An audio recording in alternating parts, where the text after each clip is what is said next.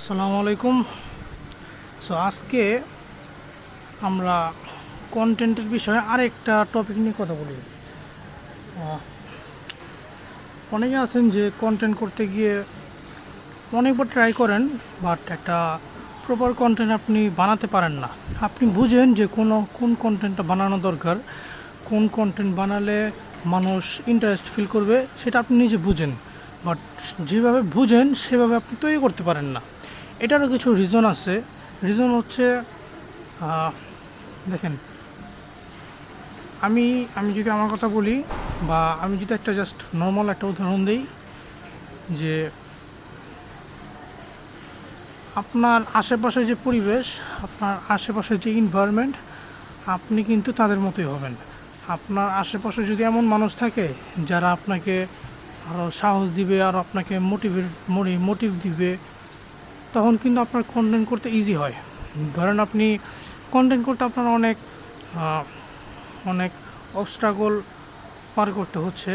So ওই সময় যদি আপনি আবারও এত বাধা আসার পরেও আপনি যদি আবারও ট্রাই করে যান, তখন যদি আপনাকে কেউ বলে যে আপনার দ্বারা হবে না, আপনি পারবেন না, এইগুলো যদি তখন বলে, তাহলে কিন্তু আপনি এমনি ভেঙে পড়বেন। এমনিতে আপনি ভেঙে পড়বেন। বাট ওই সময় যদি কেউ আপনাকে বলে হ্যাঁ আপনি পারবেন, আপনি ভালো কন্টেন্ট করতে পারবেন, তাহলে কিন্তু সাহসটা আরও বেড়ে যায়, শক্তিটা আরও দ্বিগুণ বেড়ে যায়।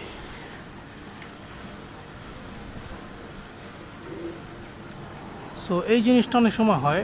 আপনার আশেপাশে যদি ওই রকম মেন্টালিটির মানুষ না থাকে, ধরেন সাধারণত কি হয়, সাধারণত যদি আপনি রাস্তাতে ধরেন একটা ক্যামেরা জাস্ট ধরেন, যারা বুঝে না, যাদের জানা নেই, তারা তো মনে করবে আপনি কী না কী করছেন, বিকজ তারা তো জানেই না আপনি কী করছেন, তারা তো ওই রিলেটেড না। সো এই জন্য দেখা যায় অনেক সময় আমরা কন্টেন্ট বুঝি বাট বানাতে পারি না। আবার অনেকে আছেন যে ক্যামেরার সামনে কথা বলতে লজ্জা ফেস করেন। লজ্জা ফেস করার কয়েকটা কারণ আছে।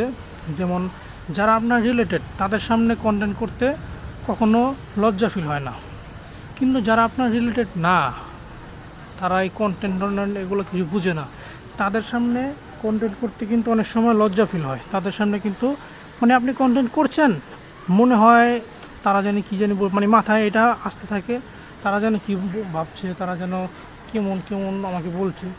এই জিনিসটা মাথায় আসলেই মুখ দেওয়ার কথা বেরোয় না, আর ক্রিয়েটিভ থিঙ্কিং আসে না। তো আলটিমেটলি আপনি ব্যর্থ হন।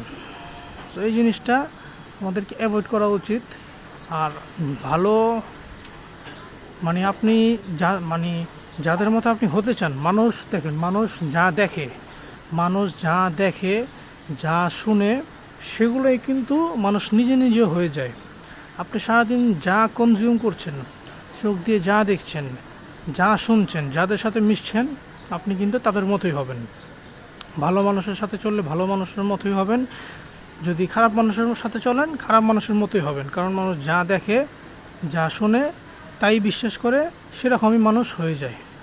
সো এটা মনে রাখতে হবে, আপনি যেটা হতে চান সেই রিলেটেড মানুষদের সাথে মিশতে হবে, তাদের সাথে উঠা বসা করতে হবে, তাহলে কেবল আপনি তাদের মতো হতে পারবেন। ধন্যবাদ।